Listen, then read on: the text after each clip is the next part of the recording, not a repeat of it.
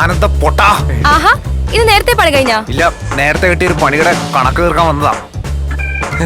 നിനക്ക് 100 ആയുസാ. ഞാൻ ഇപ്പൊ നിന്നെ പറ്റി ആലോചിച്ചേ ഉള്ളൂ. നീ എന്താ ആലോചിച്ചത്? അല്ല, ഒന്നാമത്തെ അടി കർണക്കുട്ടി നമ്പർ 1-ലാണല്ലോ തന്നത്. രണ്ടാമത്തെ അടി കർണക്കുട്ടി നമ്പർ 2-ലും. ഒരേ സൈഡിൽ സ്ട്രെയിൻ ചെയ്താ നിന്റെ ഗ്ലാമർ കൂടും. അതുകൊണ്ട് ഞാൻ അടീനെ പറ്റി ഒന്ന് ചാർട്ട് ചെയ്യായിരുന്നു. അടി? നീ ഇത് പണിയോടെ കാണിച്ചത്? തമാശയൊക്കെ വേണം, അത് നമ്മൾ മാത്രമുള്ളപ്പോ. ആ അനുവിന്റെ മുമ്പിൽ വെച്ച് വെറുതെ. അയ്യോടാ, അനുവിന്റെ മുമ്പിൽ വെച്ച തല്ലിയത്? ആ, അടിച്ച് ചെവിക്കല്ല് പിടിച്ചു. ഏത് കഷ്ടകാലത്തിനാണോ ഞാൻ ബെറ്റ് വെച്ചത്, ഓർത്തിട്ട് എന്നെ പേടിയാവുന്നു. ഈ തല്ലി പേടിച്ചെന്തിനാ? ബെറ്റ് വെക്കുമ്പോ ഓർക്കണമായിരുന്നു. ഈയടാ, എനിക്ക് അവന്റെ തല്ലുകൊള്ളാനുള്ള പേടി ഉണ്ടായിട്ടൊന്നുമല്ല. ഓരോ തവണ അടിക്കുമ്പോഴും അത് ബെറ്റാണെന്ന് ഓർത്ത് സഹിക്കാനുള്ള ക്ഷമ എനിക്കുണ്ടായിട്ടാ. എപ്പോഴെങ്കിലും എനിക്ക് തിരിച്ചടിക്കണമെന്ന് തോന്നിയാ കഥാനായകന്റെ കഥ അതോടെ കഴിയും. അവനെ എങ്ങാനും നീ ഇതിന്റെ പേരിൽ ഒരടി തിരിച്ചടിച്ച 2 അടി നിനക്ക് പെനാൽറ്റി വരും, ഓർത്തോ? ഇതെന്തോ നിയമം? ഒന്നുമില്ലെങ്കിൽ എന്നെ ഓഫീസിൽ നിന്ന് മാറ്റി അടിക്കണം, അല്ലെങ്കിൽ ബാക്കിയുള്ള 8 അടി വെപ്പടി നടി. അത് ശരിയാവില്ല. ഇൻസ്റ്റാൾമെന്റാ നല്ലത്. ഞാൻ ഇനി ഇവിടെ വിട്ട് പോവാൻ പോണില്ലടാ. നിനക്കുള്ളത് തന്നേ ഞാൻ പോവും. പോരെ? നീ ഓർത്ത് വെച്ചോടാ, നീ എന്തെങ്കിലും എന്റെ കയ്യിലൊന്ന് കേറും. പറഞ്ഞതിന് നന്ദി. ഞാൻ മറന്നിരിക്കായിരുന്നു. ഓ, എനിക്ക് ഭ്രാന്ത് പിടിക്കുന്നു. ആ പെറ്റ് കണ്ടുപിടിച്ചവനെ എങ്ങനെ എന്റെ കൈ കിട്ടിയാ? നീ അവനോടും പെറ്റുവയ്ക്കും, അല്ല എന്താ? അടി റോയിച്ച ഹൈഫൈ. എന്ത് ഫൈ? ഹൈഫൈ തൽക്കാലം സമയമില്ല. അത് ശരി, റോയിച്ചൻ പോവാണല്ലേ? ഒരു ഹൈഫൈ കിട്ടാതെ ഞാൻ ഈ കൈ താഴ്ത്തുന്ന പ്രശ്നമില്ല. എന്നാ ഞാനൊന്ന് അടിച്ചാലോ? വേണ്ട, നീ ആ കലിപ്പ് എന്റെ കൈ തീർക്കും. സാറാ, എനിക്ക് സ്വല്പം പണിയുണ്ട്. ഒരു ഹൈഫൈ തരാൻ ഇവിടെ ആരുമില്ലേ? ഞാൻ അടിക്കാടാ. വേണ്ടാന്ന് പറഞ്ഞില്ലടാ. ആ, ഇതൊരു റെപ്യൂട്ടഡ് കോഫി ഷോപ്പാ. ഇവിടെ എങ്ങനെ നടക്കാൻ പറ്റില്ല.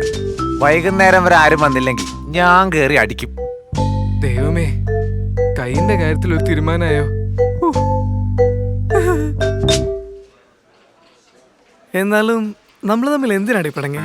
നമ്മളല്ല പിണങ്ങിയത്, ഞാൻ. കാരണം നിനക്ക് നന്നായിട്ടറിയാം. പിന്നെന്തിനാ? അതല്ലടി, അതിന്റെ വല്ല കാര്യം ഉണ്ടായിരുന്നു ചോദിച്ചായിരുന്നു. ഉണ്ടല്ലോ, അതുകൊണ്ടാണല്ലോ മോനിപ്പം ഇത്രയും ഒതുങ്ങിയത്. ഒതുങ്ങാം, എത്ര വേണമെങ്കിലും ഒതുങ്ങാം. എന്റെ മോൾ എന്നോട് പിണങ്ങാതിരുന്നാ മതി. സത്യത്തിൽ ഈ ബ്രേക്കപ്പിൽ നിന്നൊരു വേക്കപ്പ് കിട്ടിയപ്പോഴാ എന്റെ മനസ്സൊന്ന് കൂളായത്. അതെ, റോയ്ച്ചിന്റെ പുതിയ ഉത്തരവാ ഇവിടെ റൊമാൻസ് പാടില്ലാന്ന്.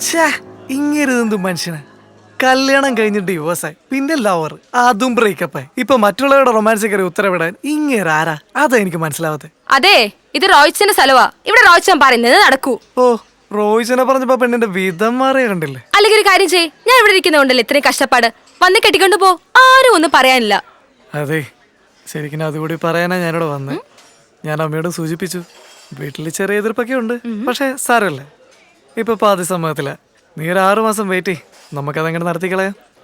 ഇപ്പൊ ഒന്നും വേണ്ട, കുറച്ച് കഴിഞ്ഞിട്ട് മതി. അപ്പൊ ഒരു 10-15 വർഷം കഴിഞ്ഞിട്ട് മതി. അല്ല, അതല്ല ഞാൻ പറയുന്നത്. ഹിഷാം, അതൊരു വാശിയുടെ ആഫ്റ്റർ വെക്റ്റാ. ആ യജ്ഞം മുടക്കല്ലേ. ആ വൈകുന്നേരം വരെ ഇങ്ങനെ തന്നെ നടക്കട്ടെ. പാവല്ലടി, ഒരു ഹൈഫൈ അല്ലേ? അതെ. ഹിഷാം, നീ കരിങ്കുരങ്ങാണോ? അല്ല അല്ല, ഇവന് ഹൈഫൈ കൊടുക്കുന്നൊരു കരിങ്കുരങ്ങെന്നാണ് ടോണി പറഞ്ഞേക്കുന്നത്. മോനെ ആനന്ദേ, ഈ ഗാംഗിൽ ഇങ്ങനെ ഒരു പേര് വീണ പിന്നെ മരണം വരെ മാറൂല. ആളെ വിട്ടേക്ക്, ബൈ. ആരെങ്കിലും ഒരു ഹൈഫൈ തരണേ. എന്റെ കൈയാണേ വേനിച്ചിട്ട് വയ്യ. ഹിഷാം, അമ്മ എന്തൊക്കെ പറഞ്ഞു? അമ്മ വേറെ കുറെ കാര്യങ്ങളൊക്കെ പറഞ്ഞു. അത് എന്തൊക്കെയാ? പോയി. പാവടി, കഷ്ടം. അവനത് വേണം.